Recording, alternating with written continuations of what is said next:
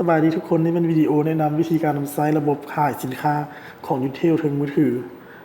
ขั้นตอนที่1เราเข้า MBCCS ลาวเข้าไปจะมีหน้าตาแบบนี้เนาะให้ใส่พาสเวิร์ดแล้วก็ user ใส่ user ก่อนแล้วจึงพาสเวิร์ดเนาะ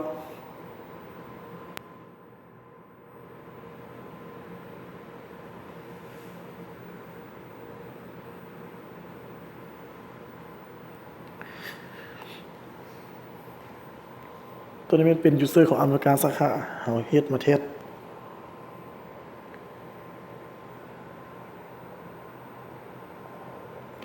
ต่อไปแม่นเฮาสิมาแนะนำเกี่ยวกับวิธีการ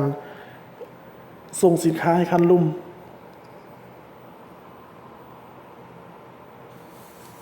ส่งสินค้าให้คันลุ่มก็คือส่งจากสาขาให้ศูนย์การตลาดตัวนี้มันมี3ขั้นตอนก็คืออำนวยการสาขาเป็นผู้เฮ็ดออเดอร์แล้วก็การเงินสาขาเป็นผู้เฮ็ดโน้ตสาขาผู้ส่งสินค้าออกตัวนี้เราจะมาขั้นตอนที่1เป็นอำนวยการสาขาเข้าไปคุ้มครองสร้างเข้าไปหน่วยงานส่งออกตามเงื่อนไขอำนวยการสาขาที่เป็นผู้ออกคำสั่งก็คือ Grid Export Stock Comment ยกตัวอย่างตัวนี้เป็นอำนวยการสาขาส่งออกให้สร้าง SCD จุดเติมกิ่งแดงเทสตัวนี้เข้าไปเพิ่มสินค้าประเภทสินค้าเราสมมุติว่าเราเลือกซิมแล้วก็มีซิมประเภทยูซิมค้นหาจะออกมาเป็นจังซี่คือในสร้างตัวนี้มันมีประเภทยูซิม572ซิมเขาที่ส่งให้ศูนย์การตลาด1ซิมเขาก็กดใส่ไม้บวก1หรือว่าหลายกว่านั้นเขาก็กดใจนี้สมมุติ100ซิมเนาะแต่ตัวนี้เขาสิส่งไป1ซิมเท่านั้นโอเค1ซิมแล้วก็เข้าไปเพิ่มสินค้าเข้าไปสร้างคำสั่ง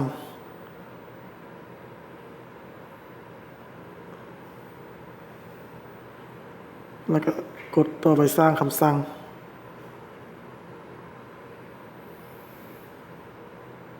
ตัวนี้หมายความว่า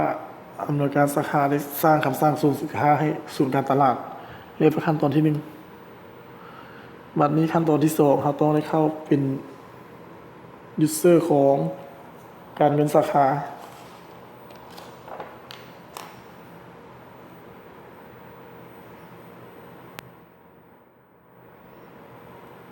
ขั้นตอนที่2มันเข้า user ของการเงินสาขาเนาะตัวนี้ครับเป็น user tab ตัวนี้นะ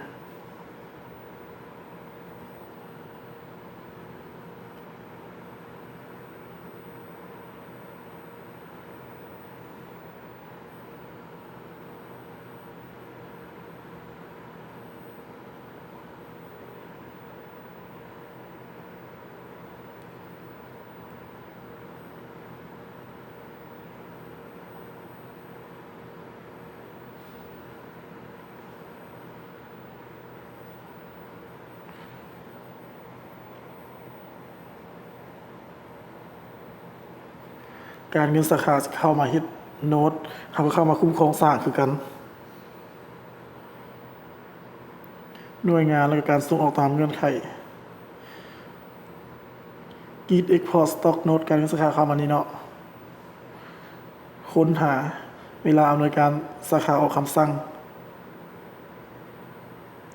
เขาจะเห็นออกมาเป็นแบบนี้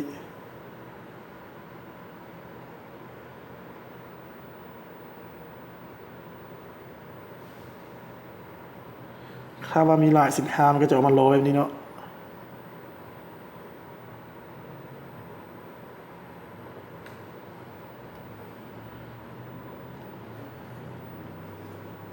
การเงินสาขาเข้าไปตัวกิดโน้ตแล้วก็จำนวนส่งออก1สร้างใบบินเข้าไปสร้างใบบิน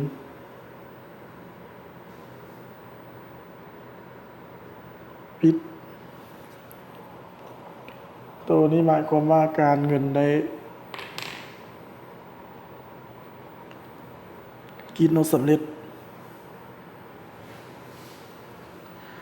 ขั้นตอนต่อไปแล้วมันสร้างสาขาส่งออกวันนี้ เราจะได้เข้าเป็นยูเซอร์ของสามสาขา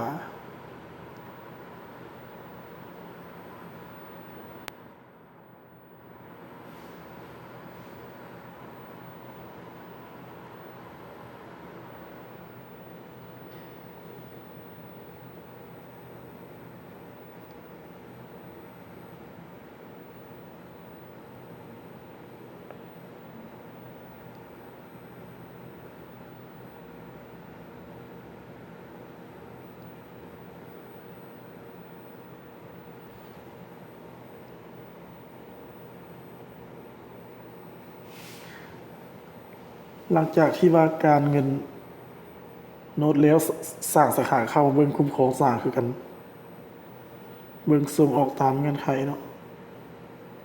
Export Stock ค้นหาเขาจะเห็นหน้าต่างมาเป็นแบบนี้เขาเข้าไป Export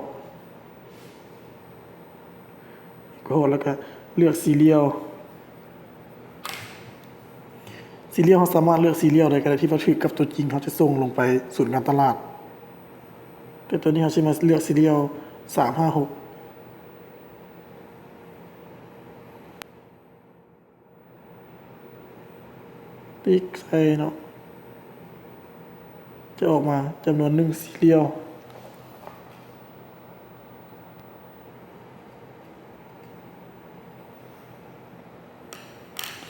กดเข้าสำเร็จแล้วก็กดส่งออก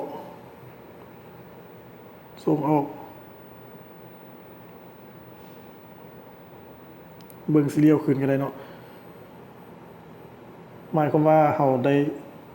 ส่งซิมพรีเพด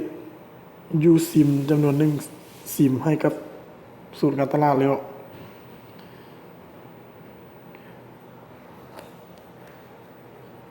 นี่มันเป็นวิดีโอที่ว่าแนะนำเกี่ยวกับการส่งสินค้าให้คันลุ่มก็คือส่งจากสาขาลงให้ศูนย์การตลาดเนาะขอบใจทุกคนที่ว่าติดตามวิดีโอ